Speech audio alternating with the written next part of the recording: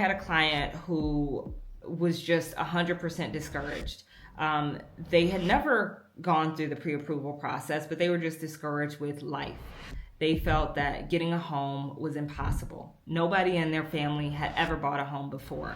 They had lower credit. Their credit was around 580. They had student loans. They had things on their profile that would have been challenging in that same 6-month time span. So they went from thinking this was completely impossible to to being able to move into their home with zero cost.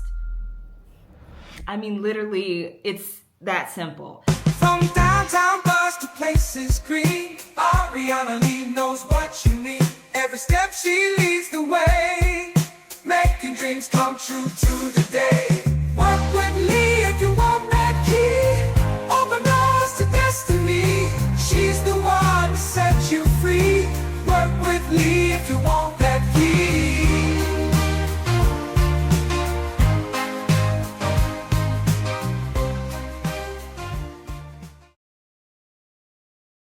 People, it's Ari the Realtor here, and today we are going to be talking about how you can graduate from your rental. Step 1 for graduating from your rental.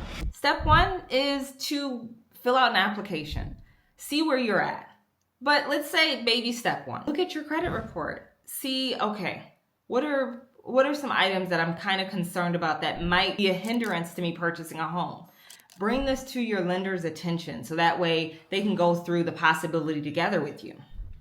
Step 2, make sure that you have all the needed documents for your lender when you're filling out that pre-approval application. You're going to need your W-2 if you're a W-2 worker. You're going to need at least 6 months of bank statements. I always say try to have more than less. Have your employer, if you're getting ready to go through this home buying process, make sure that your employer is aware because they have to do employment verifications from the lender side. And that can definitely hold up a pre-approval if your employer is dragging their feet on giving you a verification. Another thing as well, make sure that you have anything like any letters of explanation for anything that might come up. Mentally prepare yourself. This process, although I say do it and make sure that you are, just make sure you're mentally prepared to take on the challenge. Because there are going to be things that the lender asks for multiple times, like explanations. These can be quick sentences of why this happened on your credit report, or why you had to file this, or why you had to do this. It happens with everyone. Don't be discouraged by it. Step 3, make sure when you are after you've gotten your documents and you've submitted or filled out that lender application and you're waiting to hear back on the pre-approval, get your dream list together. What are you looking for in your next home? This is where, if you have not already connected with me as your realtor or whoever you're using as your realtor, this is where you start to kind of send them, hey, these are what I'm looking for in my next home, whether it's 3 bedrooms, 1 bath, basement, whatever. Send them what your dream list is so that way they can kind of have that ready to go for when you're ready or when you're pre-approved. Your realtor is in a difficult spot as far as sending you options if they don't have your pre-approval amount or budget. So I always say, if you're working with me, I always ask the question, what is your maximum, not maximum you can afford, what's the maximum you would like to handle as a monthly payment total? That way they can kind of have an idea as far as what range of home to send you.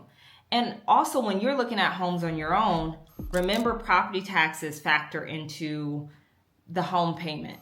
The payment amount that Zillow shows, don't look at that as standard. A lot of times those estimates or what your monthly payment is going to be, it doesn't factor in different things like if HOA is involved or if the property taxes are up to date or what your down payment that you're going to be putting down.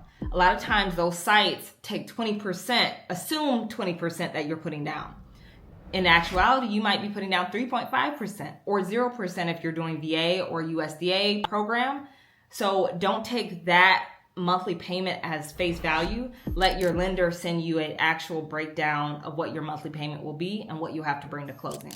And step 4, when you're ready to graduate from your rental, do not just put in a notice to vacate, breaking your lease just right away after you got your pre-approval. Don't even send that in until you've already passed the appraisal. And if you don't know what the steps are as far as purchasing a home, it's about a 30 to 45 day window. You don't want to let your landlord know too soon, and then you're in a situation where the home deal potentially falls through and you are left without a home. So make sure to work with your realtor on your timelines and try and time it near the end of your lease. So if you know your lease is ending in August, you really want to start looking at homes back in April, May.